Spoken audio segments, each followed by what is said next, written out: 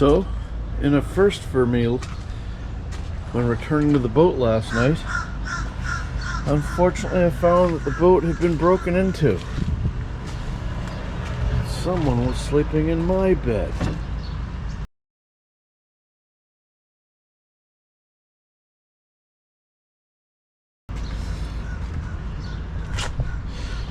I don't know if that, I suppose there's some that would argue that's a form of piracy. It's kind of weird. I should be extremely grateful that there's very little damage. There is some damage, but nobody stole anything. Just some woman that was down on her luck, I guess, and seemed to think that it was okay to. She says, "Oh, I only broke the lock on the door." Well, she broke the slides and everything going into the companionway, and slept in our bed. And she used the bathroom, and of course the boat's out of water. Tried to flush a paper towel down the toilet, so I'm gonna have to fish that out today. Anybody that has a marine head will know how that works. Although I don't know if we can call this a marine head, seeing as it's out of the water now. But you can see the sandblasting. They did a great job on this. I'm really happy with this. And it doesn't look like the weather gods are gonna. Looks like they're conspiring against me right now. But gotta try to keep my chin up. Yeah. So I get to the boat and there's three boards, you know, that you put in to lock the boat up. And the top is locked in there. I noticed the top board's gone and the lock is hanging there. I'm like, what? So then I see that the lock is all broken and I can't even slide the thing ahead to get down the companionway because it's all been broken in there. And so that was really distressing. The good news was that not only did she not steal any of my tools, not steal any electronics, didn't even touch any of the alcohol that's on the boat. But, and it was kind of funny. Chrysalida had left her tablet there, right by the bed. She didn't steal that either. But she ended up leaving a note on our whiteboard in the galley saying, well, I'll show you a picture of it, but basically saying, "Oh, I'm very sorry, I just needed a place to lay my head respectfully." Well, I don't really think that you're being that respectful, whether you leave a note or not, when you break into somebody's private property. So, trying to lick my wounds after driving all the way up here and getting everything set. Boat's about 1,000,000 degrees.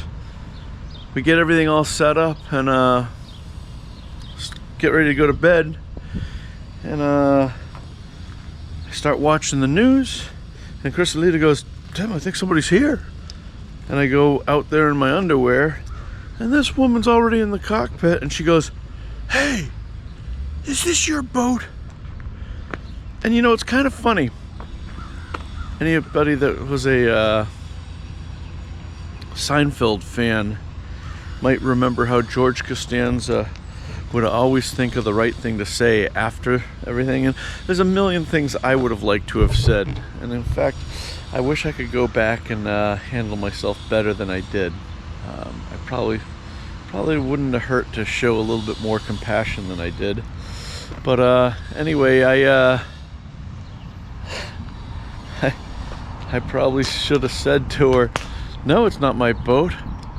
I just wanted to be the next person to break into it and spend the night."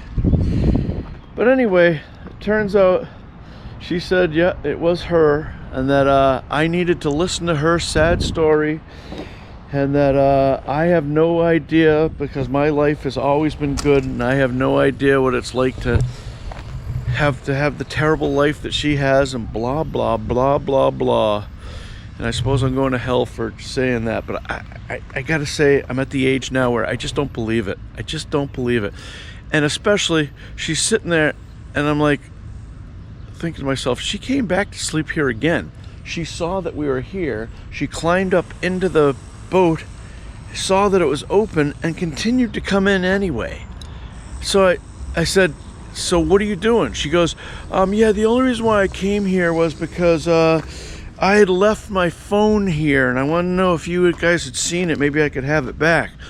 Which first is kind of ironic, the thought that she left her phone and wants it back after breaking in. That's funny in itself. But I said to her, I said, well, good news. Your phone's in your right hand. You're holding it. And she got really mad and started going down the steps and running away after that. And I think she was just really upset because she wanted a place to stay tonight too. And you know, like I say, in the grand scheme of things, you know, if she or somebody else sees this, I should say that I am grateful. I'm grateful that you didn't steal anything. I'm grateful that the damage was as minimal. She seems to think, she's like, oh, it's all right. I only broke your lock. I didn't do anything else. Well, she doesn't understand that that's not how it works. When you do that, you break the fiberglass off the slider, and then the nylon slides are all broken. Anyway, it's kind of a violation. There's a reason why they call it breaking and entering. She did both.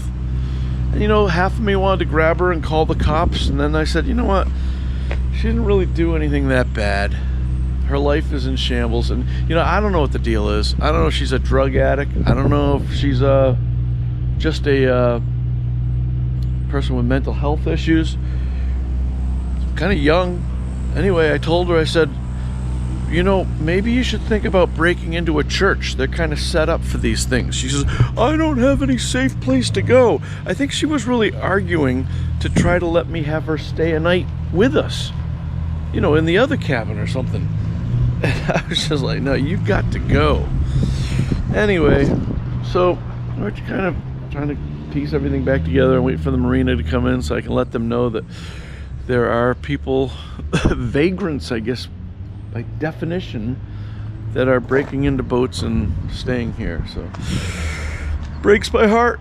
And like I say, in the grand scheme of things, I'm extremely lucky and grateful that nothing really bad happened. But also breaks my heart that, you know, it's like I when all this was going down, you know, it's the old George Costanza thing. After everyone leaves, you think of a million things to say.